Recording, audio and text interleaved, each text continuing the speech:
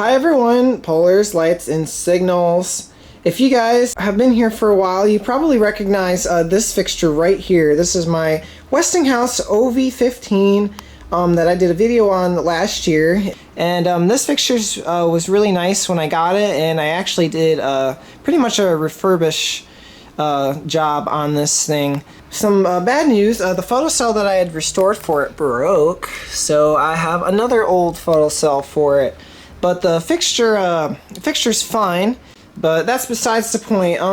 I have another Westinghouse fixture just like it that I want to do a video on today. But this is not your ordinary OV15 fixture, and this is not even called the Westinghouse OV15. So let me go ahead and lay it out here on the floor, and we can get started with our intro. Alright, so this fixture right here is my 1970s Westinghouse OV400 400 watts Mercury Vapor. OV400, you guys are probably wondering. Well, Westinghouse back in the 1970s, I guess did a little bit of an experiment to try and cram 400 watt components into smaller Cobra heads. And this was actually something that a lot of manufacturers started doing around this time. General Electric with their M250 fixtures, when high pressure sodium was really starting to become popular, they started putting higher wattage ballasts in those types of fixtures. And even though high pressure sodium was starting to become really popular in the 70s, Mercury Vapor was still really enjoyed by a lot of people during that time as well. So high pressure sodium and Mercury Vapor were pretty much competing, and companies like General Electric and American Electric, I believe, did it too, tried putting higher wattage components in their smaller Cobras that they would make. And Westinghouse decided to try to make a 400 watt Mercury Vapor version of the OV15 by basically just taking the OV15 body, as you clearly can see here. This is pretty much just an OV15 with 400 watt Mercury components in it. But according to the catalogs that people say exist and have seen, which I actually haven't seen yet, but I'll try to go ahead and put a picture up on the screen while I'm talking here.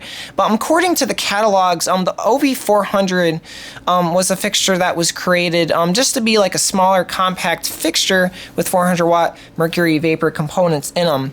And according to what people have seen, of course, as of this recording, I haven't really taken a good look at it yet. I guess this fixture was only available in 400 watts Mercury Vapor and high pressure sodium, but you couldn't get these in a CWA form. You could only get HRA/HX ballasts for these fixtures, and basically the difference between an HX HRA and a CWA ballast is that an HRA style ballast doesn't require a capacitor. It has enough coils wrapped around the core of the transformer to get the voltage output that a fixture needs.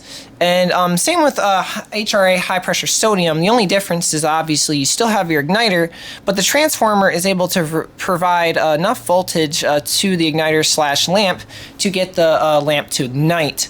So there's no capacitor in this OV400 at all because one, I guess it's too small to fit a capacitor just because of how this fixture is designed. And that wouldn't really be a good thing anyway, as you're going to see that this 400 watt high reactance ballast that's in here is maybe a little bit too big for this fixture. This fixture, unfortunately, is actually kind of hard to find, pretty much, because, well, this fixture was not very good. I guess these fixtures never really performed very well, as, of course, with the big lamp in the small reflector area, which we will take a look at in a second, there was too much heat built up, and the ballast burned itself up. So basically this fixture, I would say, is a cost-cutting type fixture that Westinghouse was selling. You know, since it's a smaller form factor but with higher wattage components, they can sell this fixture for a lot cheaper. However, it's not really that good.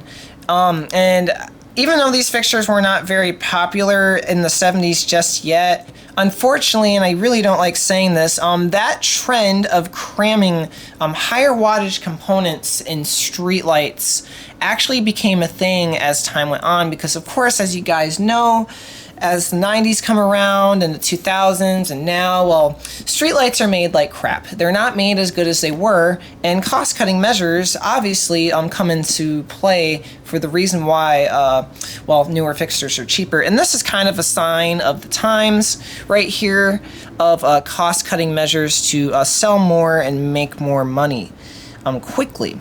So Westinghouse did continue this OV400 into their later 4th gen OV15 variant that I did a video on. Yeah, with that, continuing in the Krauss-Heinz, of course, with the OVS, because that pretty much replaced the OV15. They still continue to make those in 400 watts mercury and high pressure sodium. And then the OVX came around, and the OVX is pretty much still made to this time, and I believe the design and concept of the OVX originated from this design. So yeah, we all know the stories on the OVX and how bad it is. With all that said, let's go ahead and take a look at this odd fixture. Alright, so I went ahead and leaned the fixture on its side a little bit.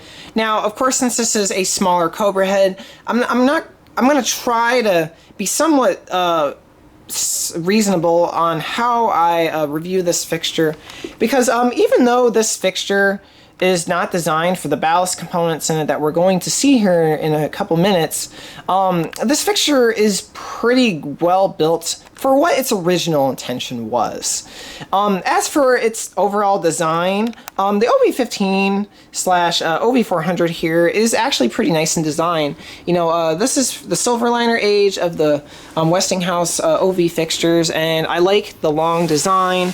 I know a lot of people enjoy it as well. It's very iconic. As you know, GE and American Electric had completely different designs that were not that were a lot more aerodynamic. Well, this is a lot more straight and simple to the point. The metal on here is anodized cast aluminum, and it is really high quality. Westinghouse, I think, was a little bit cheap even during the 70s as well, because I've not seen a single one of these where any of the original paint is at least somewhat still on it.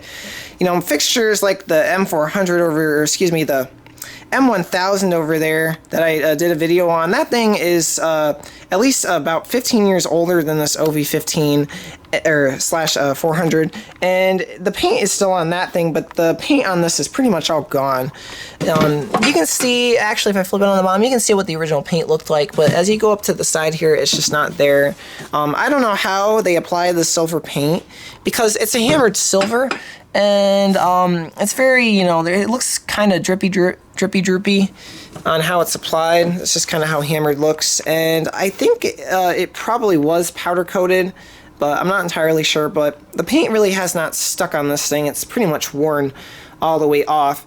Now, the reason why that fixture had its original paint, at least on the bottom of the door when I had gotten it, well, that fixture wasn't in service very long, so that's why, even though I repainted anyway, the original paint was actually still mostly on that fixture, but this one was up in service for quite a long time. So yeah, the paint's not there, but the design looks great. I like the look of it, and yeah, the metal's great on it. There's nothing wrong except for, and all Westinghouse's fixtures are like this. This one doesn't have it, but actually, yeah, it does. Sometimes there can be little divots. There's some little seam marks. They don't really try to sand that down and flush it down. But other than that, the metal is fine the way it is, so yeah. But let me go ahead, I'll go up to the photocell socket here real quick. Take a look at that. This photocell is original. Again, I don't entirely know where this was used, because this photocell right here, like my OV15 off to the side, is definitely original to this fixture. This is a Fisher Pierce photocell. You can see there's a nice little number 8 up there, and what that actually tells me right away with this style of Fisher Pierce photocell is that this is from the 70s. So this one is a little bit sun faded and damaged. I'm going to have to try to replace this plastic piece as it's a little bit different than most photocells, but don't worry, I can definitely do that. If you look at the date codes down here, the date codes go from 65 to 76, so maybe this is from 68. I don't really entirely know, but yeah, it's a cool older photocell, and I don't have a lot of these in my collection. I really like getting these vintage 1960s, 70s photocells. They're hard to find, and for the most part, it's in good condition, other than the front here, and it works. So yeah, we'll see that in a little bit when we warm up the fixture, but let me go ahead and put that off to the side. Here is the photocell socket on this fixture. This photocell socket is pretty standard for pretty much all of Westinghouse's generation of fixtures. To adjust your photocell socket here, all you got to do is undo these 2 little screws here that lift this press plate up, and then you can twist the centerpiece either with a screwdriver, as you got a notch right there for it, or you can just do it by hand. And once you get it into the position you want, with north facing where you want, you just screw those screws back down and it presses this down and keeps it right in, and it won't move. So yeah, it's pretty straightforward. These photocells are, as nice as they are, they're pretty boring. There's no logoing or anything on them, but that's okay. You don't really see that anyway. And yeah, so that's pretty much all there is to see. You got the glassware out here in the front, and we'll take a closer look at that in just a few minutes. And then you got a really nice big latch to help open the door, and I actually like this. This is pretty good. There's no amount of corrosion will actually break that off. That is pretty strong, what they got there, and that is just another piece of casted aluminum. So yeah, let me go ahead and lay the fixture down on its back, and we can open this up and take a look at it. Alright, to open up your OV400, all you gotta do, of course, like we just looked at, is pull your latch here back, and usually your fixture should open up right away. Once you get it open up, to undo it from the hinge, you kind of just gotta press down on this. Luckily, this one was pretty easy, and that is how you get your door off. Alright, so the door is off. Right down here where we can start with the door's hinge, you can see there's this really nice stainless steel piece of rod there, and there's 2 little holes on the side that it drills, that they've drilled out for the rod to stick into, and it pretty much just presses itself in there. So yeah, pretty nice. And moving up here, you can see the Westinghouse logo embossed on the door. It's clean and clear in mold, and even that weird hammered paint job they use is does not affect the clarity of it. So I really like that. And then up here you can see the glassware, and on the end here you can see where the latch hooks onto. So what they did, and this was a little different than other manufacturers, is they just got this little notch here, and basically the latch, like I said, hooks right onto that. And something that some people might say that's cheap in design, but I don't really think it's cheap at all, especially since they have this really big hole that has to be filled with that big clip. So yeah, there's a lot of space to fill there, so it's not really that bad. I kind of like it. You know, with cast aluminum, I don't know if something like that could actually break and wear off over time. I don't think I've ever seen that. But yeah, so yeah, that is pretty cool. Let me go ahead and flip the door over. You can see on the inside, it's pretty bare bones, absolutely nothing inside. No detailing. You do have a little drip hole there, just in case any moisture gets inside the fixture and needs to drain out. And to get your glassware out, all you gotta do is turn this little tab, which for a lot of these used, it's pretty easy to do. Your glass just comes right out, and just slide that forward like that, and there you go. So yeah, and here is that tab. Just a stainless steel tab that is actually riveted into the door. It's not screwed down like pretty much other brands did. They just had theirs screwed down. I will say though, as time goes on, this rivet stretches out, and these can get really loose. And not only that, but the tab is bent up right here. So what I find is sometimes when I open these up, the glass likes to slide right out, especially if the fixture is being laid on the floor. When I go to open it up, the glass falls right out. So this tab isn't really the best thing in the world, but yeah, it is at least made of stainless steel. I guess that's why they got a really nice fancy S engraved onto it, but yeah. And that's pretty much it. So let me go ahead and put that aside, and you can take a look at the glassware real quick. This glassware is pretty standard. It's just your basic OV15 style glass that pretty much continued to be used up into the Crouse-Hinds era and into the Cooper era, which the Cooper OVX and OVZ still currently use this design. But the only difference, of course, with this older 1970s version is you have the really nice logoing here. It's nicely embossed on there, and you got two arrows so that you know that this is a two-way refractor, and I'm guessing that Westinghouse made four-way refractors for this fixture. So really cool. And the newer versions that Cooper made of these weren't really molded as nicely, and are really just poor in quality and have a lot of wrinkles and stuff. But this older version is actually really nice, clean and clear in mold. You can see my hand clearly through that. There is some air bubbles and little particles, but that's not really a huge deal. But yeah, if you're looking to get this type of design of glass, I would go for the Westinghouse variant just because they are the best ones, even though the design is pretty common and pretty standard. But if we look at the rim here, you can see it says Hall of Fame. Got some patents and numbers. And this was patented in 1963. Really nice. Now if we go to the other side, you can see it says Westinghouse, and you got the glass type / style number right there. So yeah, really cool. Even though this is a basic refractor at this point, I do really like it. So yeah, go ahead and put that aside and put the door with it. And we can go ahead and look at the inside of this fixture. Alright, so here's where some of the negative things are going to start coming in. But first, let's start with some positive things. Here is where that long metal rod on the door for the hinge hooks to. You got this really nice big piece of stainless steel that it slots right into, and you got two little keys there that help keep it in.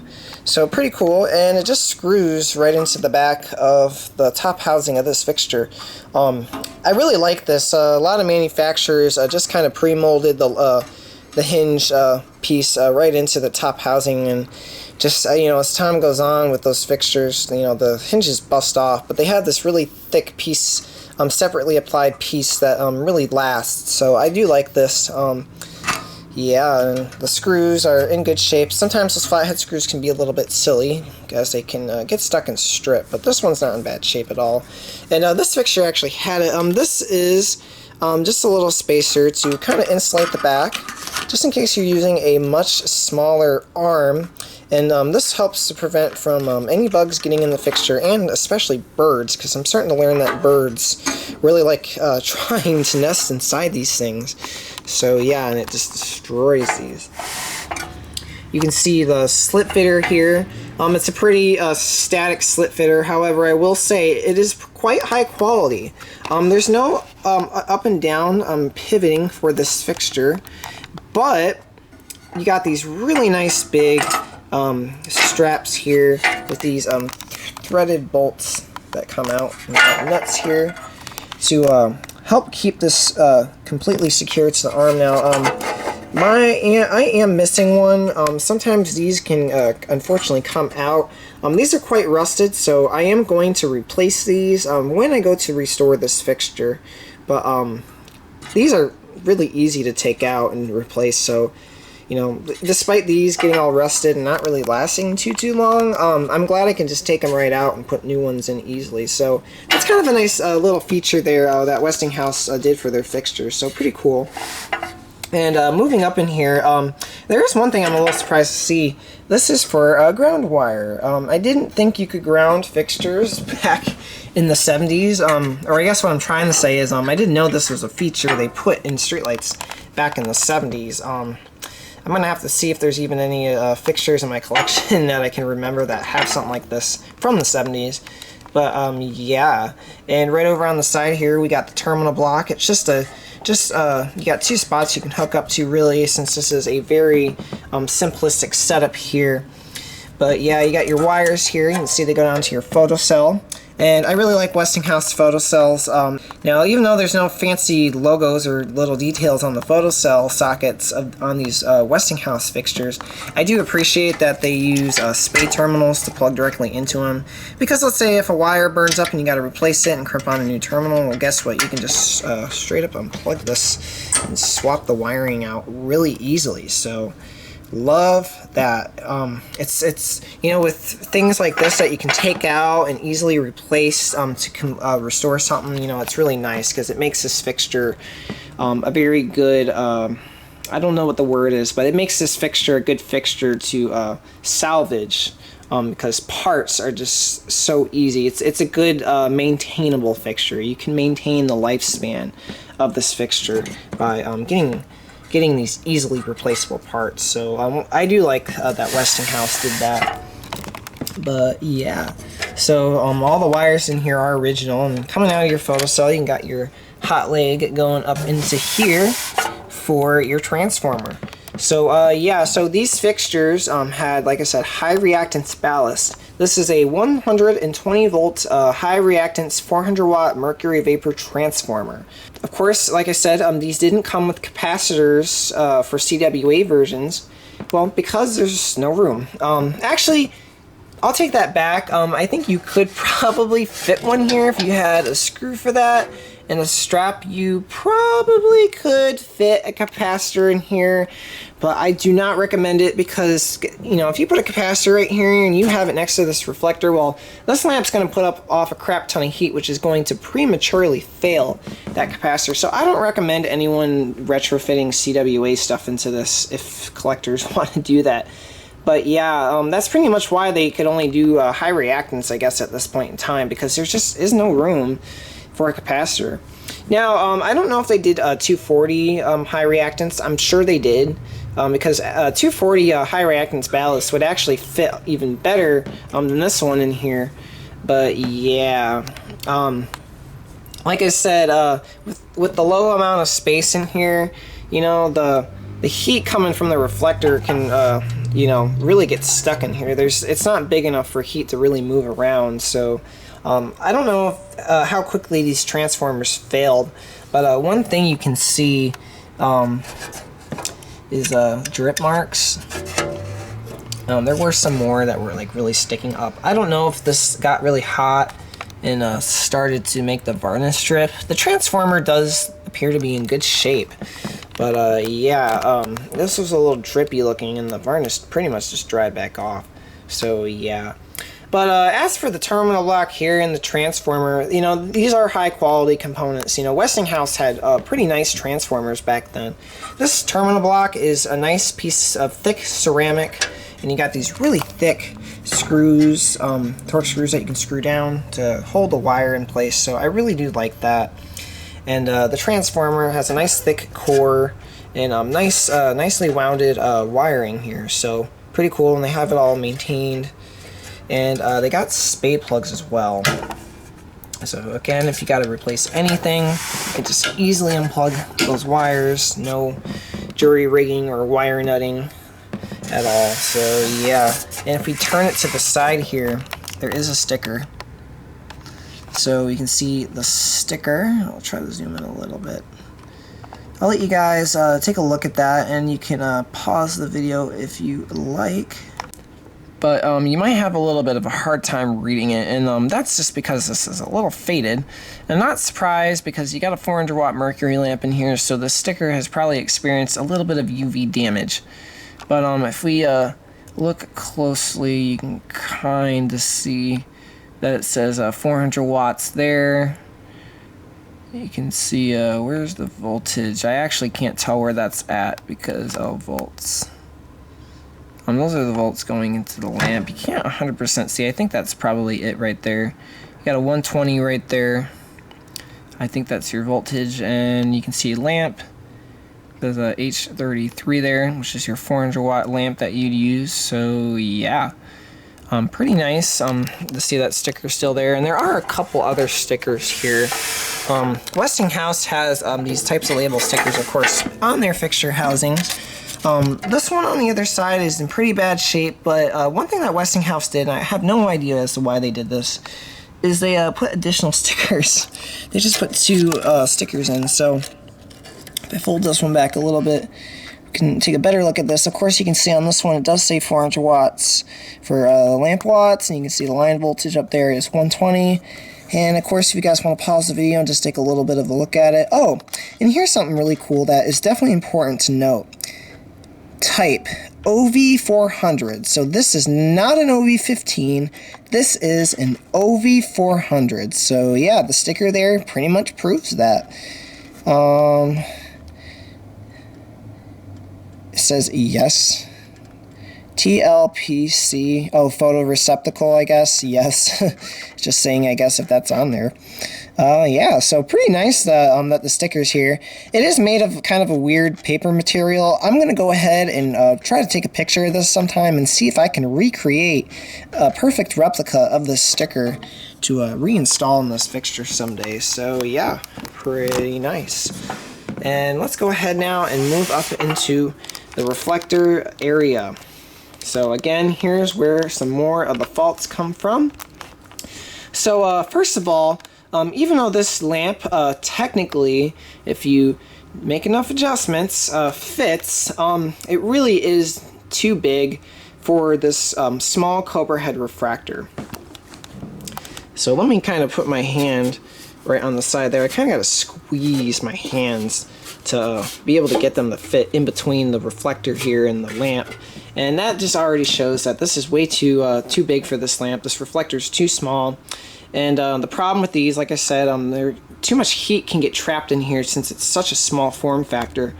And that heat can get released out of this and can come in here and fry this ballast. So yeah, and another thing to note about high reactance ballasts as well is with 120 high reactance, when a lamp gets towards the end of its life, the transformer actually has to draw more current to maintain a good stable arc and to maintain the brightness of this fixture. Now 240 high reactance doesn't do that, but 120 volt reactance does. So yeah, and then another thing as well is when lamps are at the end of their life and they're kind of dim, they actually give off even more heat because since there's blackening in the arc tube, preventing the arc from crossing the tube, that creates resistance. And you guys all know what resistance creates, and that creates lots and lots of heat. So not only do you have a ballast that's going to be trapped in this small spot where it can get a lot of heat, but you got a lamp that's going to really heat up, and then this ballast is also going to really heat up because, So the problem here pretty much with this fixture is when this lamp starts to go bad, this transformer, the coils have to heat up, thus possibly doing damage to the copper, and then the lamp has to heat up because, well, there's resistance, and that resistance causes the bulb to run really, really hot. And I have some really old lamps that run really hot, and you cannot touch them. They will burn the heck out of your hand if you put your hands on them. So you got two things that are creating a lot of heat, and that is just an easy way, easy recipe for this fixture to just fail. So when it comes to replacing the lamp in this thing, unfortunately, you got to make sure that you do this on a regular basis. This lamp has to probably prematurely be taken out of service before it even really gets to its end of life point to make sure that this fixture will not destroy itself. So yeah. And what makes it worse with this fixture too is with Westinghouse, you do get some room for adjustment. You get a little bit of up and down movement. You can see there's a low, medium, and high position for vertical up and down movement. And then for horizontal movement, you got some positions here. But since your lamp is so big, you can't even move it at all forward. You can't even get to the first step. So yeah, the socket, for me to actually get this lamp center, I had to pull this back very far, and it's already over the transformer. So yeah, you can just see how how bad this design really is. And as a matter of fact, if we look in here, you can see the sockets really barely just sticking out there. So it's just super, super dumb that they came up with this concept. And I'm sad to say, of course, like I said, they just continued to make these cheap fixtures. But yeah, I'm not a fan of this at all. But since these fixtures, these OV400s of this era are very rare, and these are just rare in general, this, I guess, is a fixture worth keeping in a collection, just to show, well, what the times are starting to be like. So yeah. And as for at least the reflector, even though it's too small for this fixture, the reflector is pretty nice. You can see there's a couple little details there that help with light distribution. Of course, if I put my hand on this side, you might see it gets a little bit dark on that side, and that means that the reflection is really bouncing off inside this thing. Excuse me. And it is just a pressed aluminum reflector, pretty much like every other street light out there. And you can see to get your, oh, look at that. I just saw that.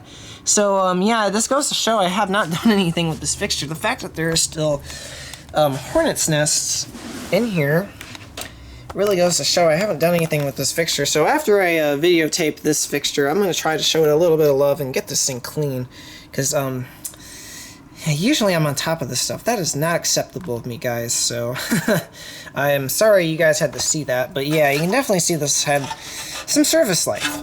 But yeah, and your reflector isn't screwed down or anything, so to take it out, there's actually a little tab here that kind of clips on to the front. You can see this tab's a little different. Sometimes there's just a metal plate, but on this one I have this wire rod here that holds it in, and it kind of just sits here. It doesn't really do anything at all. So yeah, just kind of holds it there. And then here is our lovely latch. The spring on this one's pretty good. You can see it pulls right back. And of course, like I said, this is a solid piece of cast aluminum, so really, really nice. One thing I've seen with these over time is these, even though these latches do hold very well, sometimes that spring can get a little bit loose, so you don't always get that really nice pullback like that. The spring just gets weak. I don't know why that happens. It's just the mechanics in which this was made, but yeah. This one's pretty good still, so yeah. And that's really it. There's nothing else to see in this fixture. Just a small 400 watt Cobra.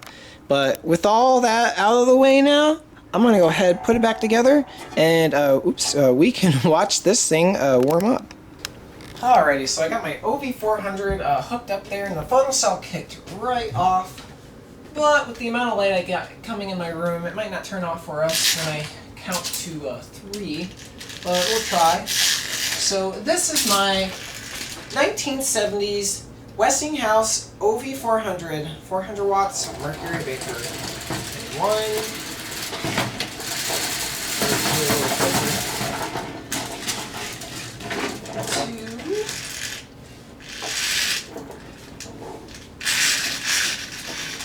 2, 3, and of course I'm gonna need some tape.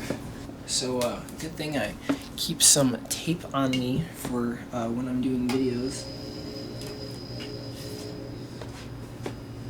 Alright, I'm gonna have to get a little more on that photocell because that is not enough tape. But you can see the fixture has warmed up. And it's actually pretty quiet. Here we go.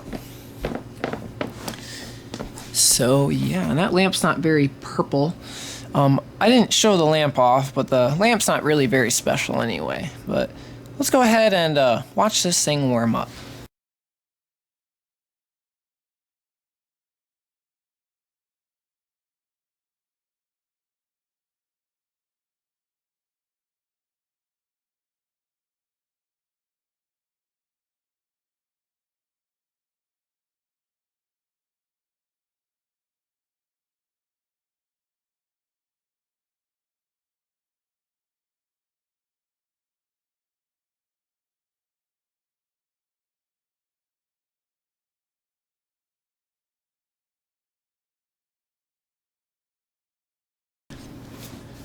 Alrighty, so this fixture is at full brightness, and I will say, I think this fixture is getting quite hot because I can actually smell it.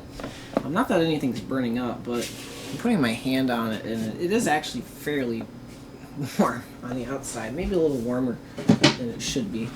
And like even the glass, it's just a little hot, but not too bad.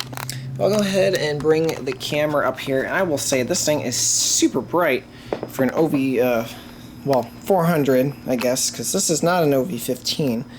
But yeah, you can see that really nice basic streamlined design of this fixture. Whew. Pretty cool. Take a look at the glassware real quick. There's not too much to see really on this fixture. You can see the glassware in there. Pretty nice.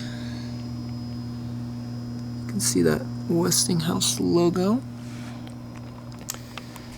Yeah, just a pretty basic fixture, really. And like I said, there's no details on the outside either, so yeah. That's pretty much it. Alrighty, so that was my Westinghouse OV400 400 watts Mercury Vapor.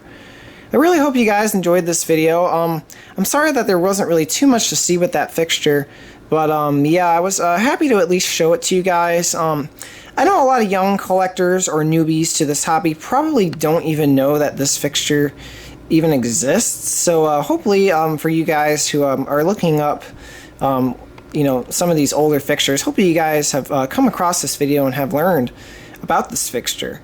So yeah, even though it's not really the most well-designed fixture in my opinion, I am glad, I guess, that it exists. It's kind of a weird variant, and I guess a new concept, experimental concept. So I do like things, I do like it when companies do try to be unique. So yeah, pretty cool, and that's, yeah. So I hope you guys enjoyed the video. If you guys are new, please subscribe, and please feel free to like this video. And tell me, guys, what you think of this OV400, if it's even really a good fixture or not. But yeah. Anyway, I hope you guys are having a wonderful day, and I'll see you in the next one. Goodbye. Alright, Alright, to open up your Westinghouse OV15/400, try again. Alright, to open up your OV400 here, all you gotta do is pull this latch back, and usually your door should swing down nicely, but cut